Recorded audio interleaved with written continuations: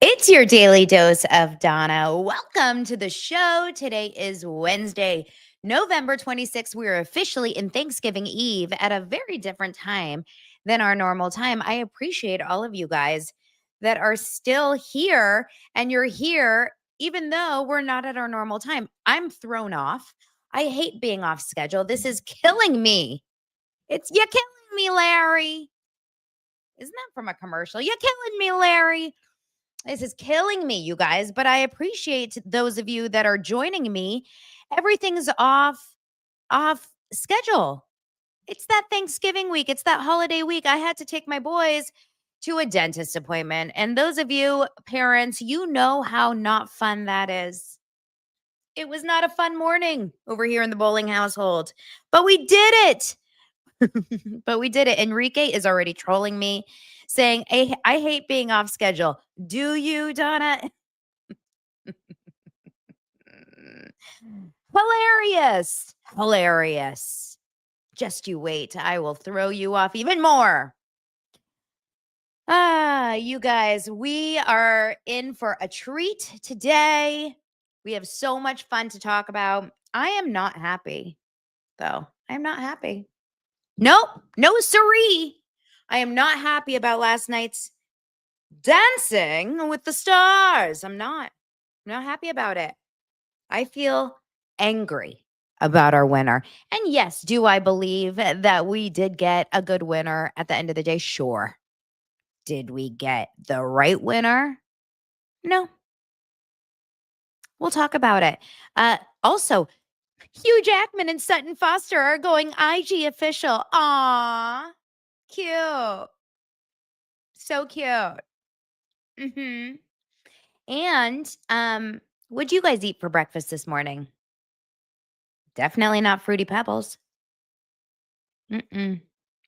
Nope. That ain't going in my shopping cart anytime soon. Can't wait to talk about those Mormon wives. The stories are so crazy. Mormon wives have taken over the world. The world. Unreal. We will talk all about how apparently drinking pee-pee is just a normal thing that some people do in the privacy of their own home. We just didn't want to know about it. I wonder if Hugh Jackman and Sutton Foster do that at night or in the privacy of their own bedrooms. You guys, everyone, make sure to hit subscribe and like on this beautiful, quiet Thanksgiving Eve. It's your daily dose of Donna.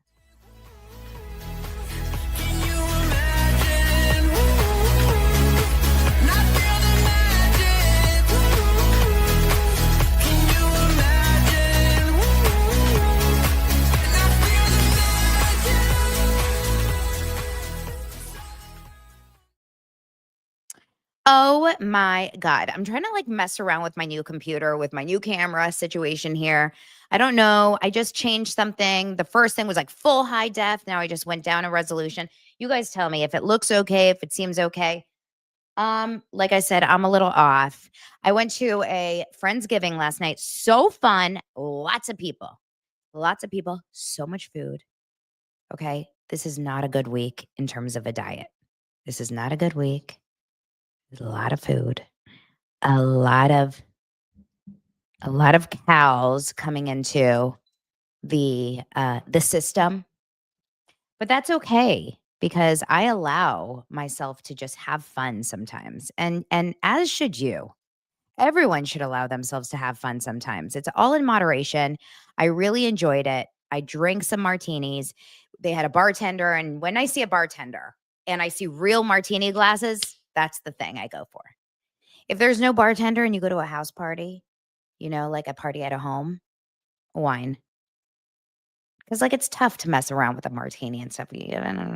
But I saw a bartender. I saw the right olives. I was like, give me a dirty. Lightly dirty is my drink.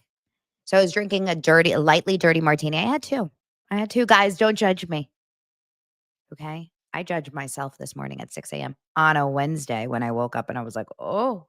You know that feeling when you kind of you go like this in the morning and you're like, why can't my fingers fit each other? Why do I feel a little extra bloated? Oh, it's because I ate 46 pounds of olive juice last night. Drank 46 pounds of olive juice, plus all of the fixins for the turkey, right? The turkey, the stuffing, the mashed, the sweet potatoes, all of the good things. Oh yeah, brought it all into the belly. So good. I love a Thanksgiving dinner. I love a Thanksgiving meal. And tomorrow, like I told you already, we're not cooking. We're going, so I don't have to work hard today. I'm excited for that. Um and when we got home, I did have the best of both worlds. I did Hannah Montana style it up because I came home and I was able to come home and um and watch Dancing with the Stars. So we got both, right? Micah, why are you judging me? Micah's judging me, you guys. He says 2? Oh no. Well, Lance says martinis are like women. 1 is too few and 3 is too many. Now that I think about it, what does that say about Lance? Interesting. Gotta get him in here. I should get Lance in today's episode. He is home with the kids. He finally just got home. I'm going to tell him, if you want to join me for the show today, you can. So we can question you on a lot of questionable things. Okay. So what are you guys making today? Well, I see. Let me bring your comments on the stage. I can't believe I didn't do that. Cheese stuffed olives are the best part of martinis, Nancy Drew says. Yes. A blue cheese stuffed olive, a goat cheese stuffed olive. Those are the jam. I agree. And I used to not like the cheese stuffed olives. I used to think it like would throw it off, but I do think it actually adds like a level of, oh God, I don't want to say it, but like a creaminess. There's something about that, but there is like a level of creaminess. Now, Christina's making an apple pie while watching Donna. Are you going to do something to that apple pie? American pie, right? Um, yes, yes, yes. When 3 women gather, it's called the witching hour. Oh, you're talking about martinis? 3, yes, yes. Is Lance working on The Bachelorette? He is not working on The Bachelorette, although I probably can't say this. A lot of his friends are working on The Bachelorette, and I know that the crew from The Bachelorette came over to Dancing with the Stars the other day, so there was, like, a little crossover situation, but maybe they put that in stories and stuff. Now, Taylor Frankie Paul is gonna be at The Bachelorette. I'm a little bit, you guys, I have to say something, and this has been on my mind for a while, watching the season um, of Mormon Wives. I just don't care that much for Taylor Frankie Paul, and I feel bad saying that out loud because she's not she's not offensive. She doesn't do anything wrong, but she's just not like, she just doesn't excite me that much as a character, as a personality. Do you guys feel the same way? I don't feel that she is overly charismatic. I don't feel like she is overly personable. I feel like she's very dramatic. I feel like she's very immature. I just don't find her to be anything like super special. Is that mean to say out loud? I mean, it probably is. And maybe The Bachelorette will show me a side of Taylor that I haven't seen on Mormon Wives, on 3 seasons of Mormon Wives. But now I feel like we've seen her on 3 seasons of Mormon Wives. And I don't feel that way about all the other girls, like Jessie. Obviously, Jessie's married on Mormon Wives, and so that she wouldn't be the right person for Bachelorette, but she gives so much more. She has so many more levels, I would say, so many more vulnerabilities and stuff. I don't know. There's something about Taylor that's just like, there's a miss for me, like a blank. There's a blankness to her. I don't know. Okay, some of you guys agree. Yeah, there's something that is missing. Now, Sarah says, I think Taylor is relatable to the masses. What does that mean? Just like she's just like she fits in for the mass of America. Interesting. Debbie says, do you think she's polarizing and she's a little immature? Interesting. I don't know. That's just like but we'll have to see her on The Bachelorette. I can't imagine. And men, I'm curious, how do you feel about the fact, the 2 men that are watching the show, how do you feel about the fact that she's going to go on The Bachelorette with 3 kids with 2 exes, and one of them being Dakota, who is, you know, still in love with her. They still have this on again, off again. Just this year, when they were at Stagecoach, that was what, in April or May of this year, the season is airing. They were just totally hooking up. She was still in love with him. This was just this year. It's not like she's been single for years and really working on herself and trying so hard to kind of grow up and get through it. It's like it feels so soon to jump into a new thing. It all just doesn't make sense to me. It feels too messy for me. RJ, I cannot repeat what you said, but luckily a lot of people can see it. Okay, I'll repeat it for the audio people. Okay. You said Taylor Frankie Paul looks like a labubu. Have people said that? Taylor Frankie Paul La. Oh my God, it comes up. Taylor Frankie Paul looks like a labubu. Wait, why do people think that? It actually comes up.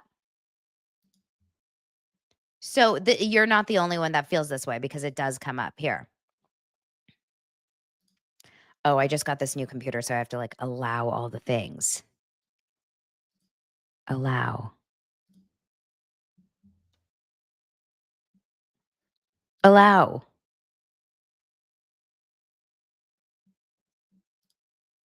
Oh no. Will it not let me? Okay, let's see if it will let me. Okay, watch. Look, they think that Taylor Frankie Paul looks like a labubu. I mean, I can kind of see it. It's kind of a cute face, though. I don't think she's not cute. I think she's cute. Oh, it's Debbie's 70th birthday on Monday. Happy birthday, Debbie. That's cute. Happy birthday to all our November babies. Happy birthday to all the November kids. Okay, let's get into the show because we have a lot to talk about. We have a lot going on. Let's get into it. And we've got to get the energy up. I feel like my energy is low. It's the afternoon. It's the afternoon, and like it's not going to work for me this way. So we need something to up the ante, up the energy. What can we do? I can't play music. So we need something to up. Like you guys got to like the video. You guys got to comment like crazy. Okay? You got to make me laugh. Let's work together. Let's work together to up the energy on this episode. How about that? Are you cool with that?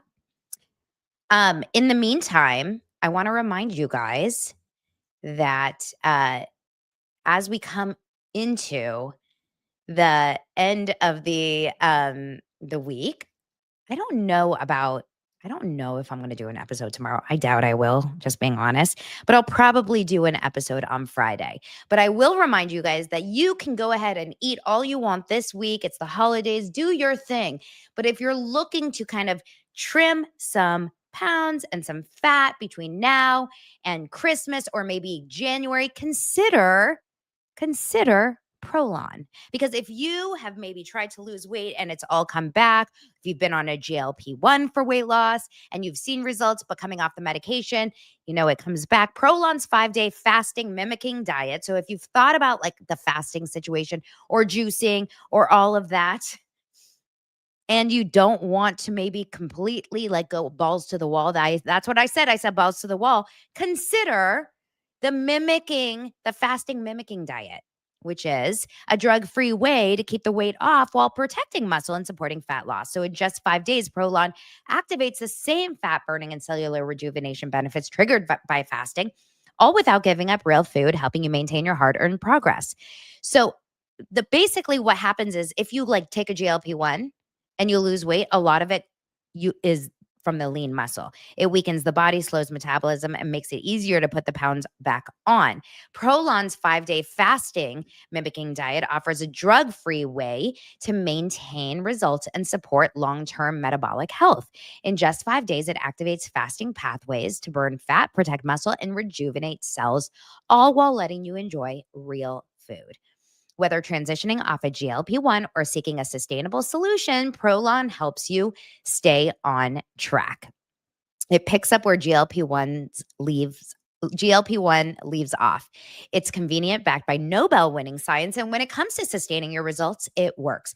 For a limited time, PROLON is offering listeners 15% off site-wide, plus a $40 bonus gift when you subscribe to their 5-day program. Just visit prolonlife.com/dailydose. That's PROLONLIFE.com/dailydose to claim your 15% discount and your bonus gift. prolonlife.com/dailydose. Okay. Let's Who wants a lemon? Oh, Jeffrey Epstein. Okay, so the first story is Dancing with the Stars. We got to talk about it. I was freaking like, we can talk about the 15 dances. There were like 500 dances until the winner, but I want to talk about the freestyles. Let's just go straight to the freestyles, okay? The freestyles were phenomenal, minus a couple moments.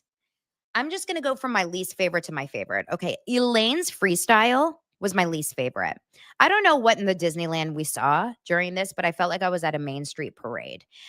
Honestly, this is truly what I just want to be clear about. Like, it was a 3-hour show, and this recap will not be even close to 3 hours, so I can't even give that to you. But Elaine's freestyle, and I understand, like, she's never going to be the best dancer. So obviously, like, you know, I don't understand like what they exactly expected for that. Like, it's fine. You know, I think that they kind of just assume that she's never going to be the best dancer. So let's really lean into the theatrics of Elaine and give her, you know, that really fun kind of the acting of it, you know, and give her that whole with Alan Richter and what's her name? The Lisa Ann Walter, and it's like it was like the acting. It was like a theater performance, you know, but it was cheesy, and it was kind of cheesy. That's all I can say about that. It felt cheesy. Now, I'm trying so hard, and this is really resend it. Sorry, I'm trying to sign in to Instagram, and of course, it's like giving me a hard time right now because of the new computer, and I just didn't.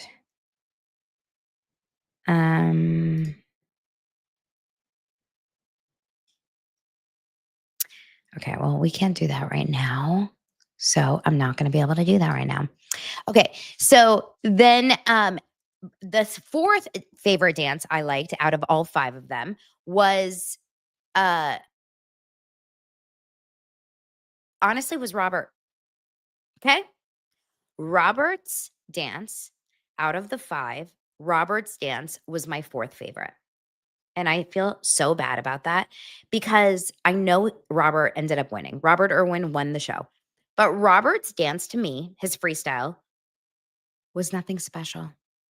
And if you guys are in the Robert cult and you think that Robert Irwin was better than anyone else in the freestyle, and I'm not saying for like the entirety of the show, because Robert Irwin was fine for the entire show. Like, he was fine. Okay.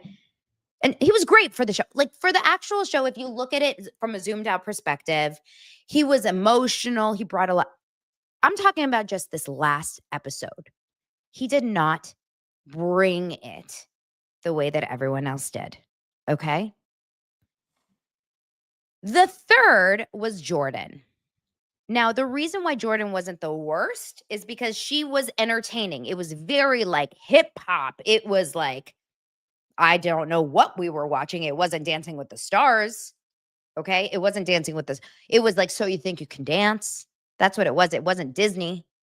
It was like we were on a fence. It was Bring It On.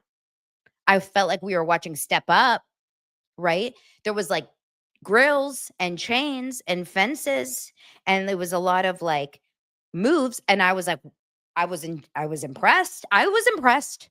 I actually was really impressed, and honestly, I really do wanna rewatch it.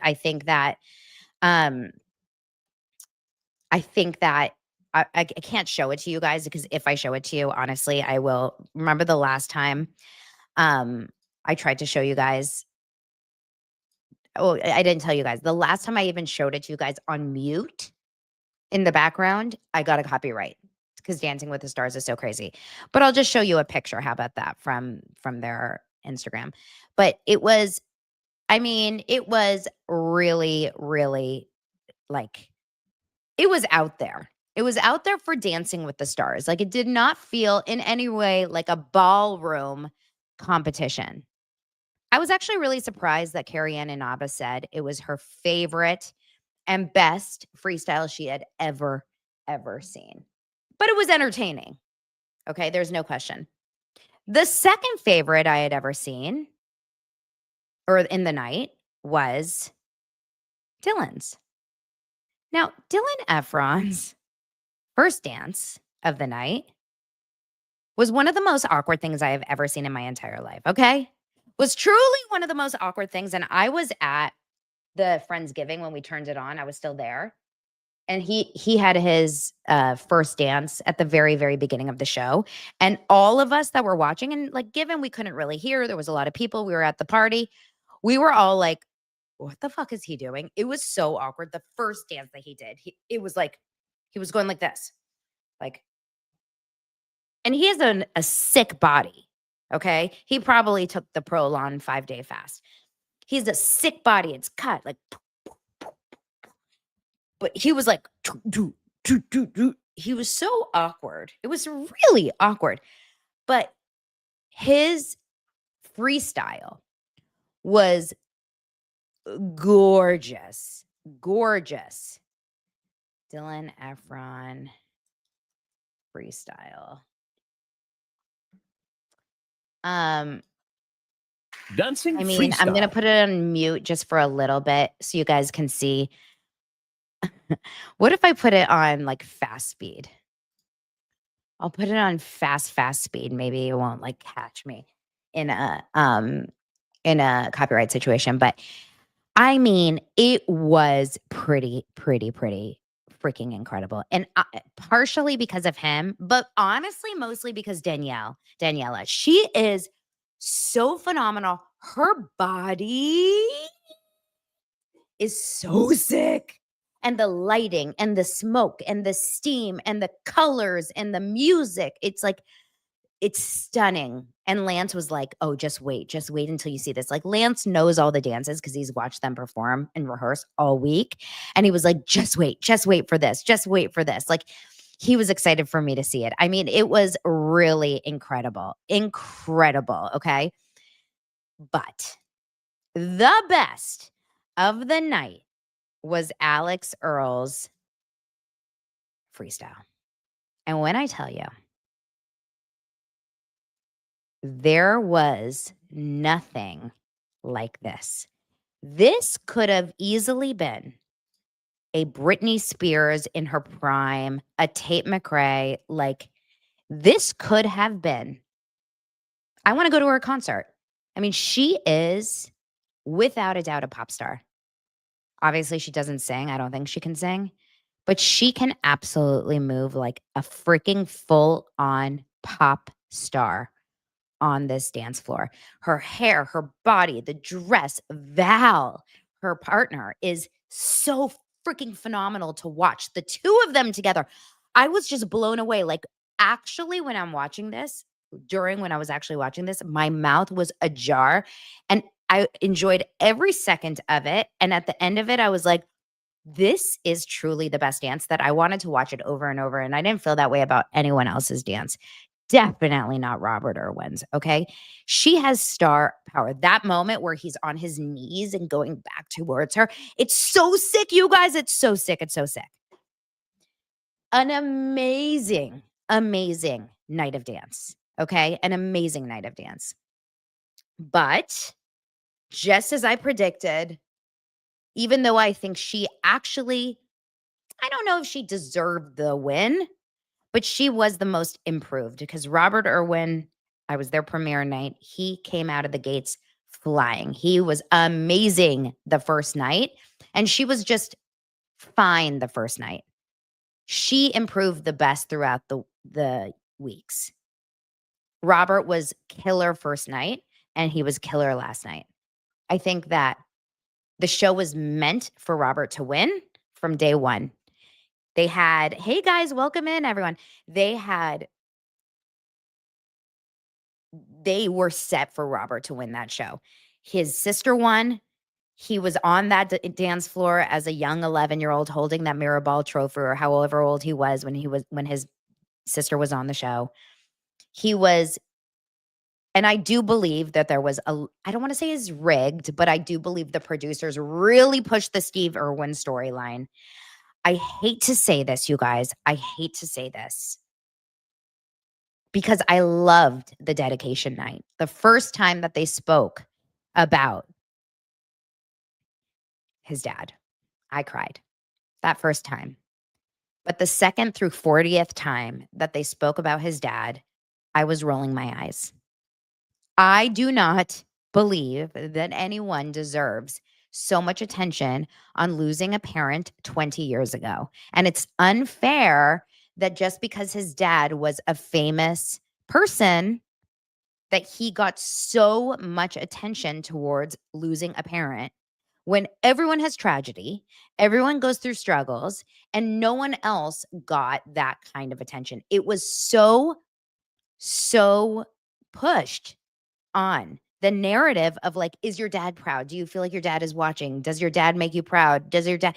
And I don't know if Robert is that obsessed with talking about his dad in every single moment of his every single life, or if producers just chose to edit and push that narrative on every single episode. But it was like enough. Now, I saw a really funny TikTok this morning that Molly and Zach sent, because Molly and Zach and I have a group text, and this is what I woke up to, because we were going back and forth. Zach is very, very obsessive over Robert Irwin and says that like he can do no wrong. And I was saying last night, I was a couple martinis in, and I was pissed. I was like, this was Alex's night. She got a straight 90 out of 90. And she had a huge group of fans. I posted one thing about Alex Earl, and that thing went so viral. People love her. And I do think Robert was likable, but with the Prince William calling and the dad, it's like, it did feel a little pushed. Just putting it out there. Okay. And, okay. And I don't want to offend anyone, okay? I don't want to offend anyone. Jem is already upset at me. She goes, as a member of the Dead Dad Club, you don't get to decide when we move on or when we stop talking about our grief. Sorry, not sorry. I do not mean that you don't have to be sad about your dad, guys. I am someone that is incredibly sensitive and incredibly sentimental about losing people. Trust me, I am not like cold-blooded or like don't have a heart. I am the first person that cries over everything in the world. Like I said, I am so sensitive to his dedication night. That was completely that was the right time to bring that up. His dad died 20 years ago. Like, it was the storyline on every episode. So this morning, Molly sent me a text message, and this was the text message. This was the TikTok. And it says, Steve Irwin died in 2006. We still talk about this man like he entered the pearly gates last week. I was 12 years old when Steve Irwin passed. And it's this girl that's just like kind of looking around like, wait, what? Wait, what? And it made me laugh. She goes, my mother passed 5 years ago, and I don't talk about her the way I talk about Steve Irwin. I laughed because it's like Steve Irwin became like the center of our worlds in 2000. He died 20 years ago. Like, it's kind of funny. Now, I'm not saying this as a way to shit on Robert, because Robert is honestly, and I say this truly because even Lance knows him, the nicest guy. Like, I think he's perfect. I think he's truly perfect. He didn't do anything wrong. But I think producers had an agenda. And I think producers' agenda was to get the Irwin family to win. All of it. Like, they pushed there was something that they had with that Irwin family, right? And he was an amazing dancer, so it wasn't an unfair win. I just think that it was always gonna happen that he was gonna win no matter what. And Alex was an unbelievable second choice. So no matter who won, it would have been great. Does that make sense? But I was personally upset. Okay. So, okay. Thank you guys for understanding. Yes, pulling on heartstrings gets ratings. Absolutely. And yeah, like Prince William calling in, that was a wild thing. When does the prince of the future king, basically, when does that ever happen on Dancing with the Stars? When that happens, it's like, it's kind of, you have to think it's kind of pushing for a winner, right? But it was a great show. It was a great season. And this is so funny because Joey Graziade or whoever, look, we have someone that just popped her cherry. Bevy, welcome. Um, Joey Graziade from last season. He danced. He was the winner of last season. And I said to Lance, who worked on the show? I said, who was in last season? Because I don't remember last season at all. I didn't watch last season. I said, this season was so good. There was such a good cast. Like, we were all so locked in. And he goes, it was a great cast last season. And he said, I, uh, I, and I'm like, no, you can't remember, can you? He's like, no, no, no, it was a great cast. I, he couldn't remember anyone on last season. Can you guys remember anyone on last season? So he had to look it up. Last season stank compared to this season. 2 seasons ago was good. 2 seasons ago, we had Ariana, we had Sochi, we had Mauricio, we had like all of those good people. Last season was so bad, you guys. It was Tori Spelling. Like, Tori Spelling was the big get, and she got eliminated week 3. It was so bad. This season was phenomenal. And now I wonder who's gonna be next season. All right, you guys, let's move on to the next story. Oh, tonight at 5 p.m. Pacific time, 8 p.m. Eastern, Call Her Daddy. You may not like Call Her Daddy, but you have to like Call Her Daddy tonight, because on Call Her Daddy tonight is a huge, huge moment for Whitney and what's his name? Mark Ballas. They weren't able to do their freestyle, and everyone was like super, super bummed about that, obviously, because, everyone wants to see Whitney and Mark do a freestyle. But they weren't able to, because obviously they got eliminated. And then tonight, they just teased that they are going to go and do they're going to do a freestyle tonight live at 5 p.m.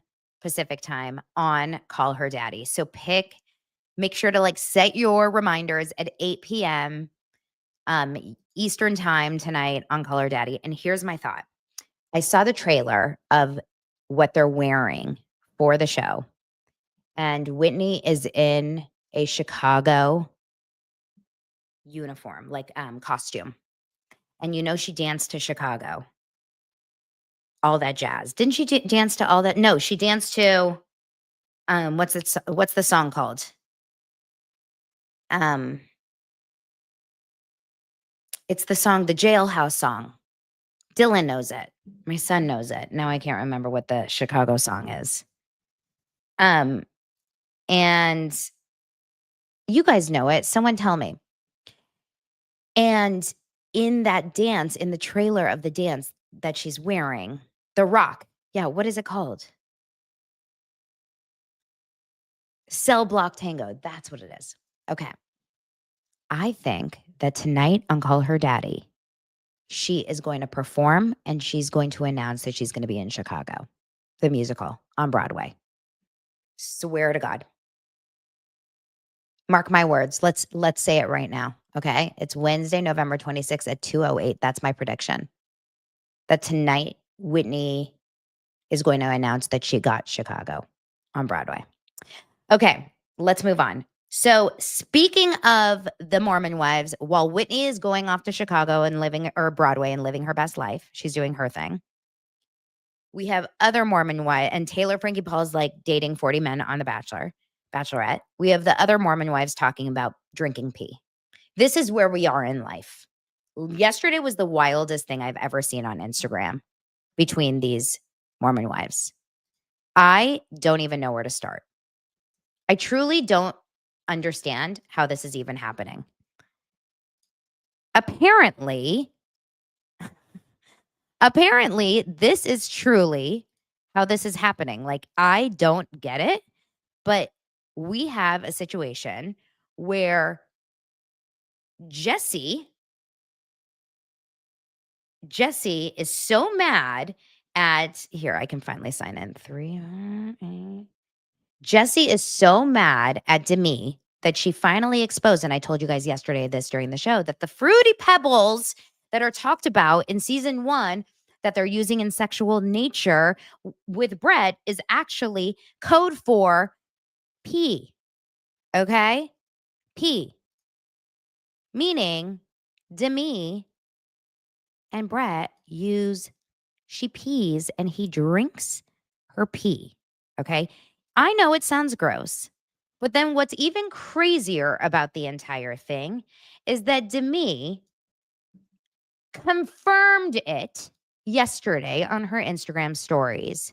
And it is so shocking that she did this. And I want to know from you guys, how would you feel if you and your husband had this kind of lifestyle and now the whole world knew? Is this something that people do? I have so many questions about this. Like, I need to know. And people are losing their minds over it because this is not a normal situation, right? Like, we're not drinking pee out there. Are we? Are we drinking pee out there? Now, she posted it on her stories. What my husband and I did one time between closed doors was a consensual and private experience in our marriage. Okay. If one of the girls that I was beefing with on a reality TV show, like just imagine Zach and I are beefing, one of the girls. Imagine Zach and I are beefing, and he's like, you know what? Donna and Lance like to use, and he decided to say something so crazy. I would have two choices. I would either completely ignore it and pretend he never said it, if it was true or whatever, and I just didn't want to lie. Or I would come online and be like, Zach is so insane. This is so wrong and so gross. Or just be like, how dare he go online and, say these crazy things? This is so wrong. That's what I would say. The fact that she went online and she's like, we do this. Yes. We have done this. Yes. And it's private. I'm sorry.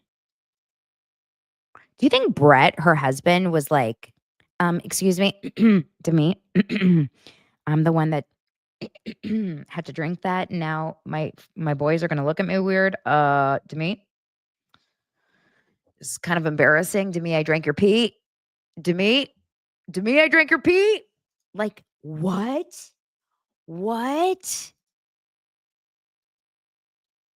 I mean, and so of course a couple of her friends are coming to her oh, why is Wrigley in this picture?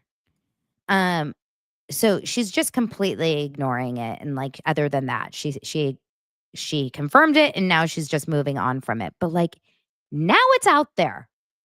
Now it's out there. And then of course, Jesse who came out with the entire thing, is not letting it be. Okay. She's continuing it. And I like Jessie, I have to say. At least Jessie took accountability for everything that went on in the season. And she said, she posted this. She goes, if it's so private and intimate, then why the constant fruity pebble jokes, videos, costumes, and brand deals regarding it over the past year? Because now Demi's like, wow, I can't believe that you would take something so private and so intimate.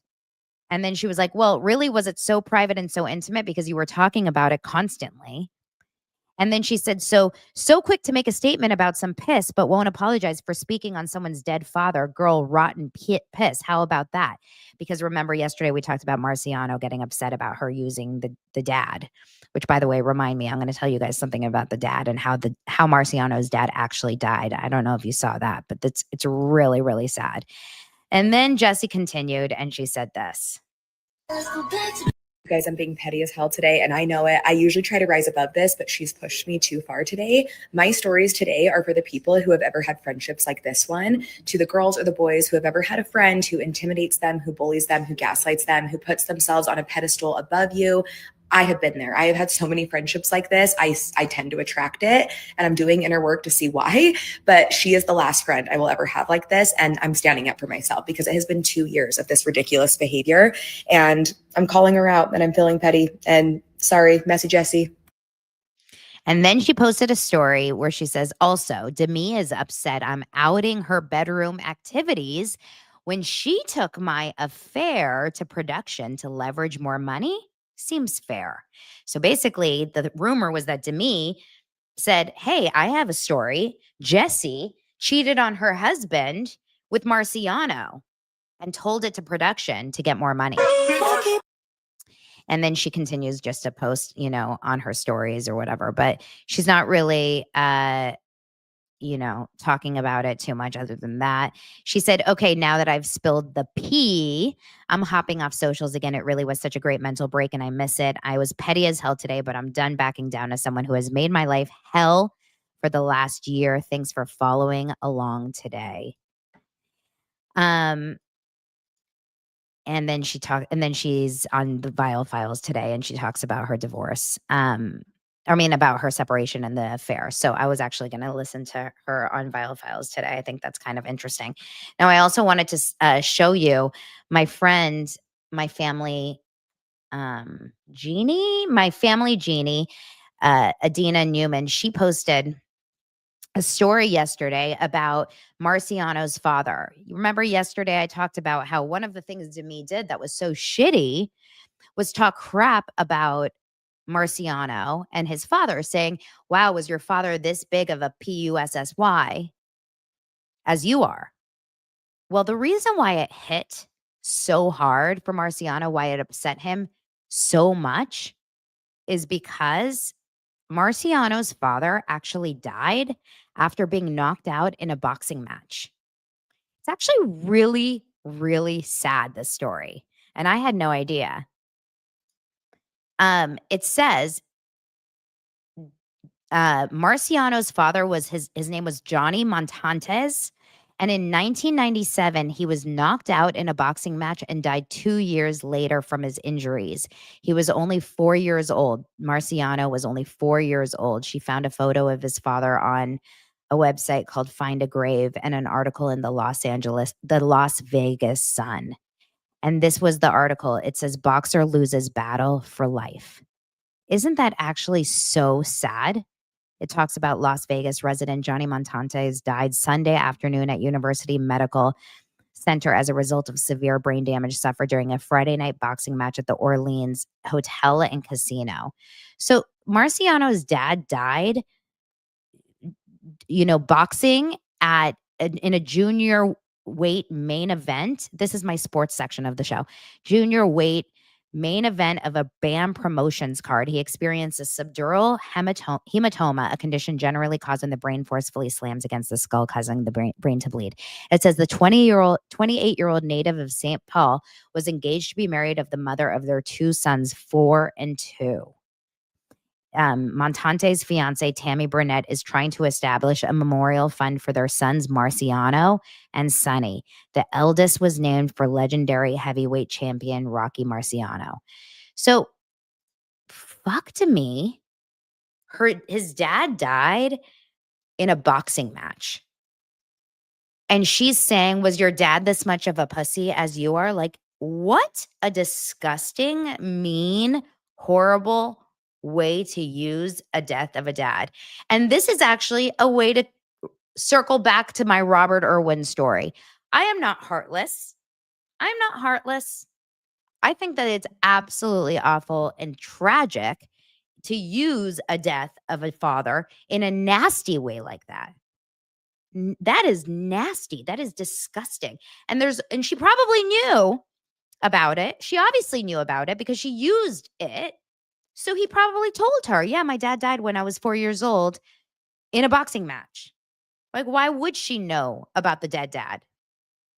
Piece of shit. She's a piece of shit. And her husband drinks her pee. She's a piece of shit, you know?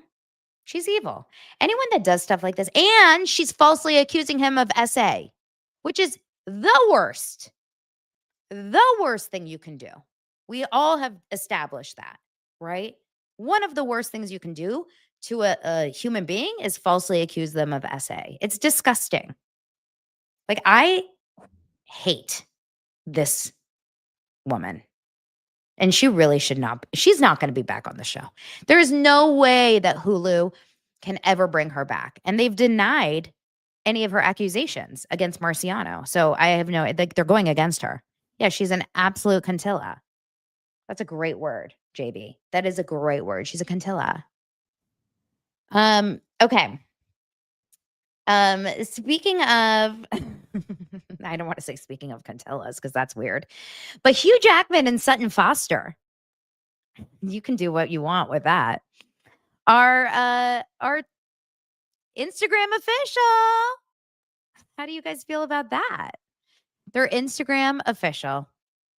Isn't that so cute, you guys? So cute. I am like not vibing for Hugh Jackman and Sutton Foster at all. Like, I really am not. I don't care for them at all. I find them to be, there's something about them, you guys, that feels so incredibly made up and fake, and like, it doesn't feel real. Their relationship really does feel like a fake relationship. Does anyone else feel that way, or am I the only one that feels that way?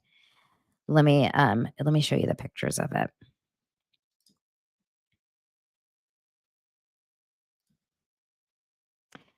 And Ryan Reynolds, this is Ryan Reynolds' fault because I loved Hugh Jackman. I really did. I mean, I was such a big Hugh Jackman fan. Such a big fan. The actor took to social media Wednesday to gush over Sutton Foster's recent musical performance in New York City, posting a photo and a video of her on stage.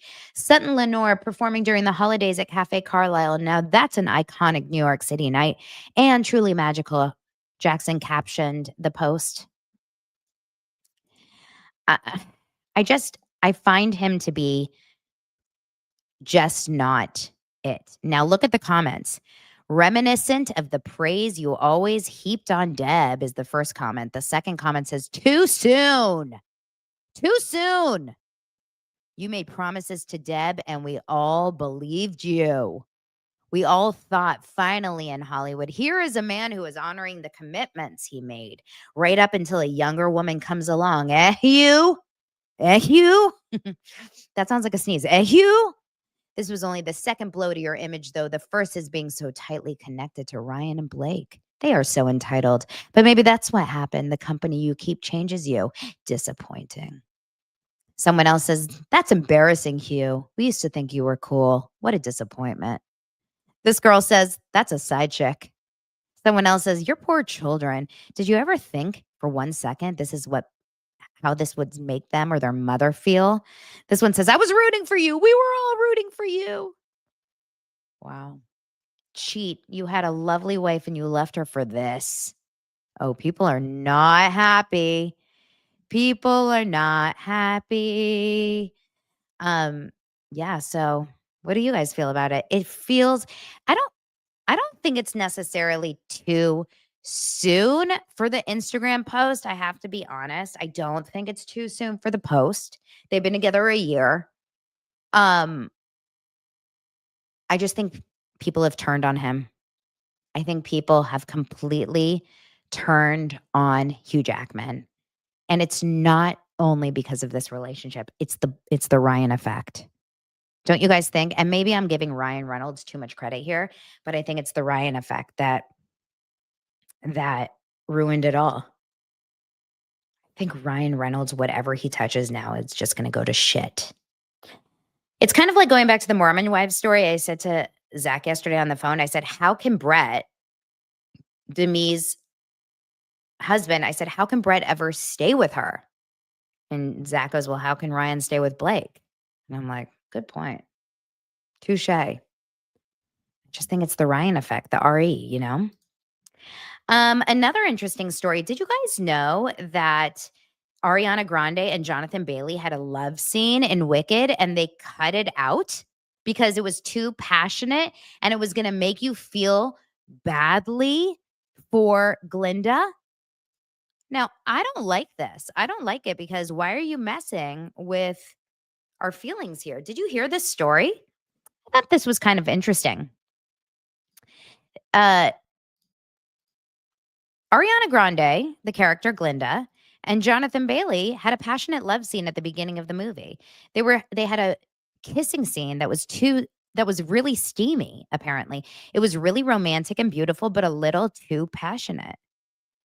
And the co-writer, Dana Fox, told Deadline that it was going to be a problem because it was going to make people, struggle when they see that he eventually leaves her for Elphaba. It was going to make it hard to see that he was going to leave and go to Elphaba, and they didn't want to feel something strong. They didn't want the audience to fall for Glinda and Jonathan Bailey together, or Glinda and Fiyero together. Isn't that interesting? I mean, spoiler alert, I actually was upset enough that they were walking down the aisle and he was like, oh, animals getting loose. Oh, Elphaba, I'm out. I'm going to go, find the girl that is wearing the sex sweater. I'm going to find the green one that's wearing the sex sweater and I'm out. Oh. What, or you can't ever end up with the good girl? You always have to be the bad girl? Why does the bad girl always win? Why can't the good girl win? You know what? It's rather, now that I think about it, you're teaching really bad things. That movie teaches bad things because it teaches that bad girls win. And the good girls never get the man. So you have to be the bad girl. Men like the bad girls, the naughty girls. It's kind of fucked, actually, if you think about it. It's kind of fucked. Because Glinda's good. She's the good girl. Not good enough, It's kind of shitty. Bad behavior is rewarded. Like, why? In real life, I mean, aren't we supposed to teach the opposite? Whatever. Getting more mad at Wicked for Good the more I think about it. You know who's pissed is 50 Cent. Thank God he's not pissed at me, though. Thank God he's not pissed at me. I'll tell you that. He's pissed at Diddy. He's pissed at Diddy. And he's coming out with a movie. He's coming out with a movie called, oh, you guys, it's going to be so good. Who is going to watch this? I am so excited about it, you guys. Sean Combs, The Reckoning. Have you heard about it? It's coming to Netflix December 2nd. That's next week. Right? I think it's Tuesday. It says he says they said I was capping. What happened? GLG, Green Light Gang, G Unit, Film and TV. And it's a full documentary.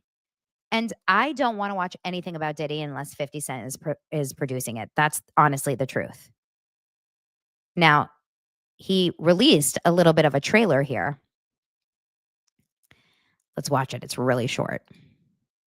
It continue to keep hurting people and nothing ever happens. Just a matter of time. Now, I see someone in the comments saying, ew, won't watch. Why not? This is not a pro Diddy documentary. This is not trying to get Diddy like, why aren't we watching? This is good. This is like anti-Diddy. Do you think Diddy drinks Fruity Pebbles? If anyone's drinking Fruity Pebbles, it's Diddy in one of those, late nights. There's no way that Diddy wasn't doing Fruity Pebble situations. Right? For sure, Fruity Pebbles, the origin story of Fruity Pebbles was at one of Diddy's houses. What were they called again? His night parties? What were his parties all about? What were they called? Not sex parties. What were they called? What were they called? We called them something. His rage offs, freak offs. Fruity Pebbles started at freak offs.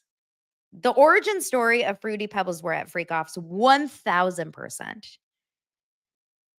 When they ran out of loop. Anyway. Okay, any other fun stories? Oh, a Kody Brown story for you guys. So, Sister Wives, Leon Brown.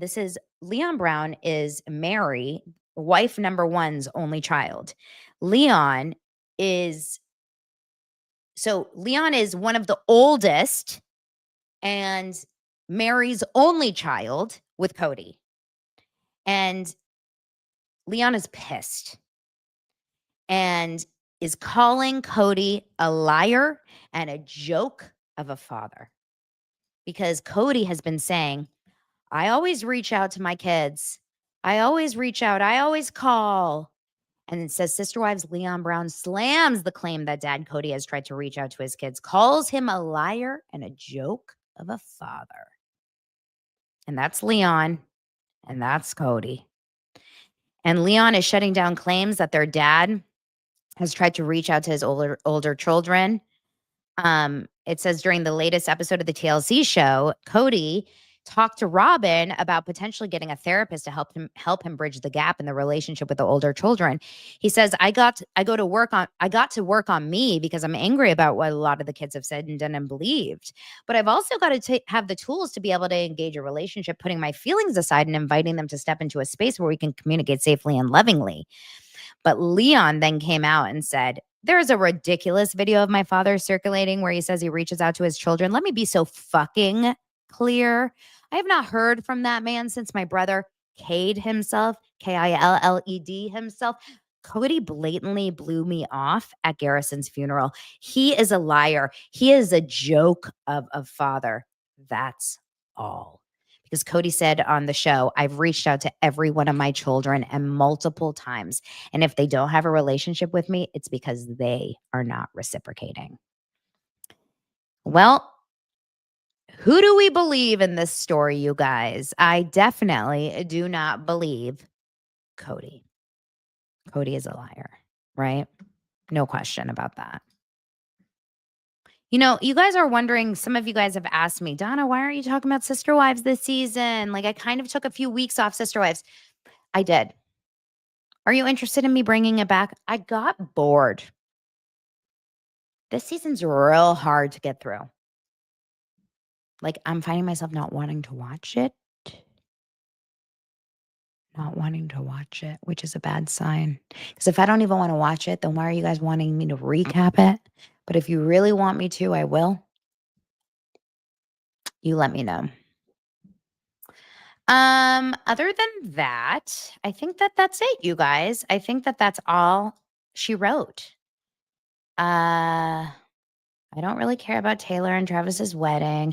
I don't want to talk about Jenny McCarthy's horrific illness that caused growth in her eyes. No, thank you, sir.